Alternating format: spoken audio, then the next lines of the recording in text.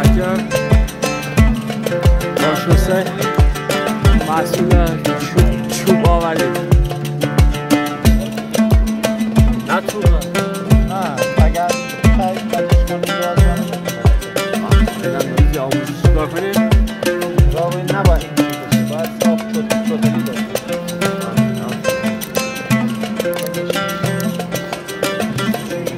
با من آماده شید بریم بهش تا بهتون نشون بدم.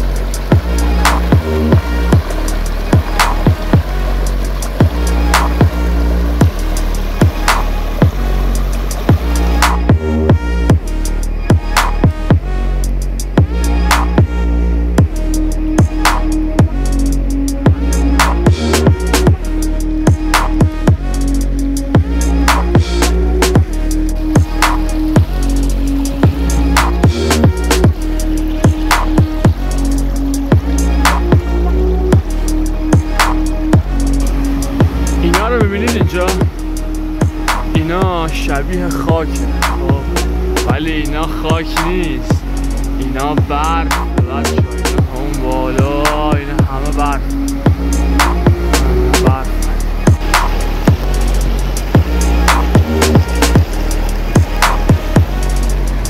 اینجا اینا ترکیب برف و سنگ و خاک.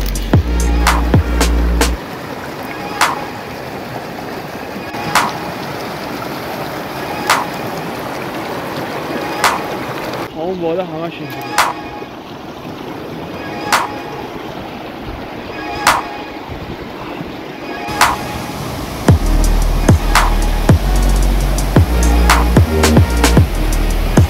یه حس ترسی دارم، حس عظمت و بزرگی دارم، خیلی خفنه.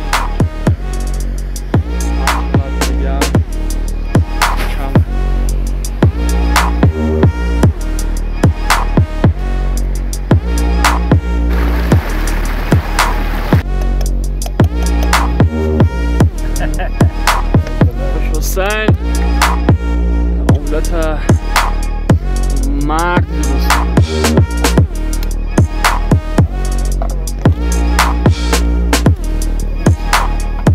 یکی دیگه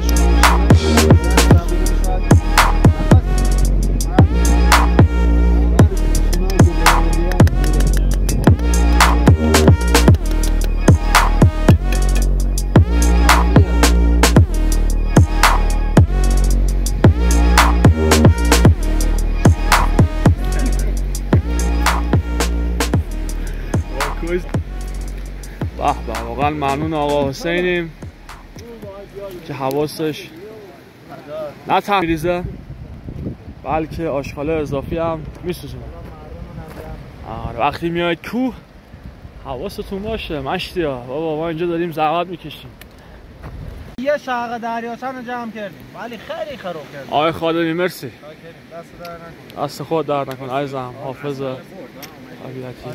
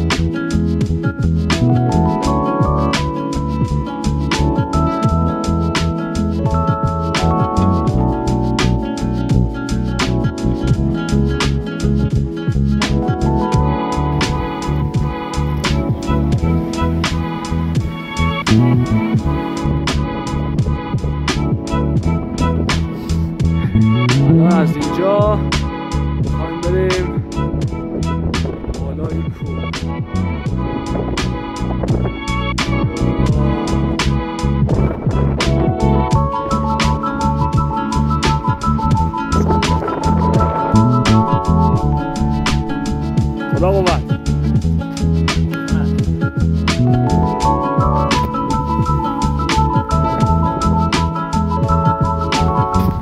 به اینجا میگن گهر. این راهش این نقطه‌ای که ما وایسادیم بهش میگن کامبک.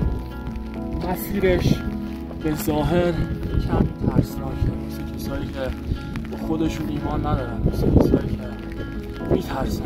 اینجا اگه نگاه کنی نگاه تو اون تحت باید بگی یه سو بگی اونجا باید بگی چشت میکنم. ولی وقتی که نترسی باور باشی بیا تو مسیر این زیبایی رو این لذت میبری. این بارون نشی میزنه به اصلا همچین هوایی تا حالا کجا دید.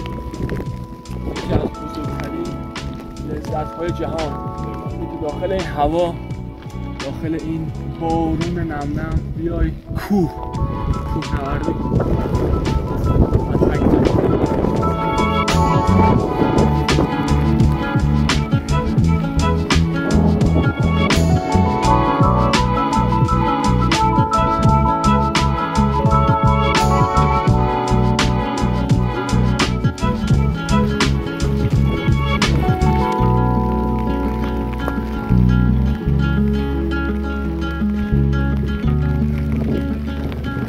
متمرکز بود.